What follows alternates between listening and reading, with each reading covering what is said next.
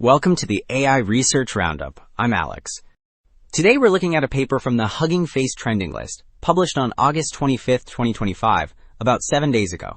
The standout result is that larger DINOV3 models, trained longer on human-centric images, best match human brain activity, with the model's layer order tightly tracking both cortical hierarchy and millisecond-level timing measured by MEG. The paper is titled, Disentangling the Factors of Convergence Between Brains and Computer Vision Models. And as we will see later, the implications for model training are quite significant. In short, architecture size, training duration, and image domain each independently and jointly raise encoding, spatial, and temporal similarity to brain data. On X, one post announces the study and video thread on how self-supervised DINOV3 aligns with human brain signals, drawing strong engagement with about 560 likes, while another auto post simply links the preprint. Alright, the previous figure highlighted strong brain alignment for larger models. Table 1 now lays out the 8 DINOV3 variants that drive those results, so the design space is clear. The table lists parameters, layer counts, batch sizes, and the image domains used, which determine both capacity and experience. Sizes span from 21 million to 7 billion parameters, layers range from 12 to 40, and training images shift from 1.7 billion human-centric photos to controlled 10 million sets for human, cellular, and satellite domains. Okay, the previous table defined the model family and training regimes. Figure 2 presents the core alignment evidence.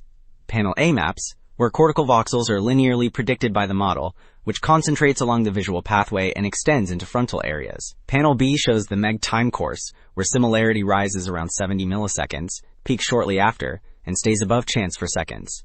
The combination of spatial peaks and sustained temporal predictability indicates that the learned features track both where and when visual signals unfold.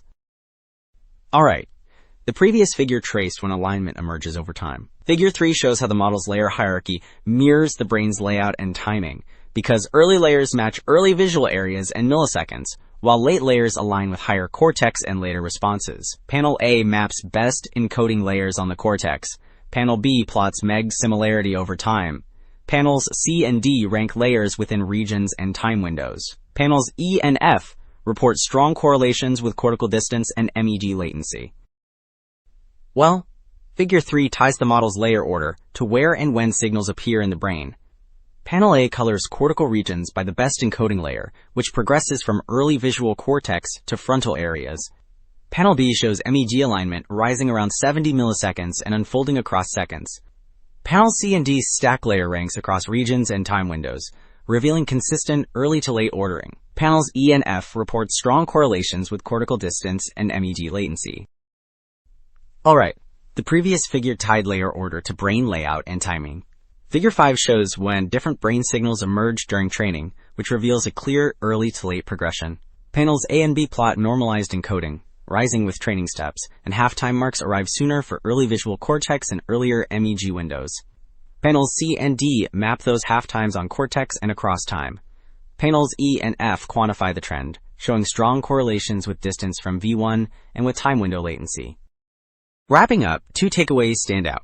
Scale, training time, and human-centric images each raise brain alignment, and the model's layer order mirrors both cortical hierarchy and millisecond dynamics. The staged emergence suggests a computational account of visual system maturation, with practical guidance for data choice and training budgets. That is it for this episode of the AI Research Roundup. I am Alex. Thanks for listening.